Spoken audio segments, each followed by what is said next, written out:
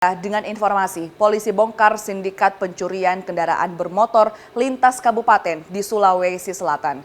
Selain menangkap 4 pelaku, tim gabungan juga menyita barang bukti puluhan kendaraan roda 2.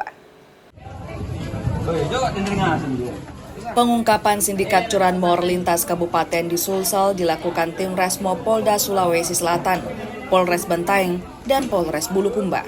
4 pelaku berinisial ABD, SL, SA, dan SS ditangkap di Kabupaten Pangkep dan Bantaeng, sementara 4 rekan pelaku lainnya masih dalam pengejaran. Polisi juga menyita 35 unit sepeda motor dan kunci letter T.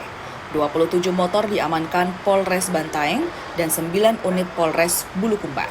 Pengungkapan ini atas 11 laporan polisi di Polres Bantaeng, Polres Bulukumba, dan di Polda Sulsel.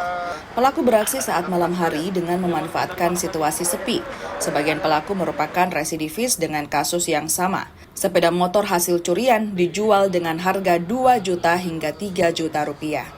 Resmo Polda beserta 2 Polres lain, itu Polres Bantaeng dan Polres Bulukumba, melakukan penyelidikan terkait kasus pencurian kendaraan bermotor yang ada laporan polisinya di daerah Polres Bantaeng dan Polres Bulukumba, dan 1 LP di Polda. Untuk pelaku yang diamankan ada berapa orang total?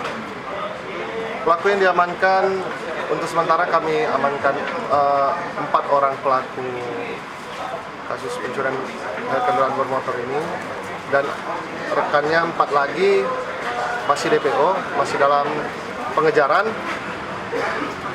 Jadi untuk kasus ini masih berproses di Polres Bulukumba dan Polres Bantaeng. Atas perbuatannya, pelaku terancam pidana penjara paling lama 9 tahun atau denda paling banyak 500 juta rupiah. Arif Tirtana, Kompas TV, Makassar.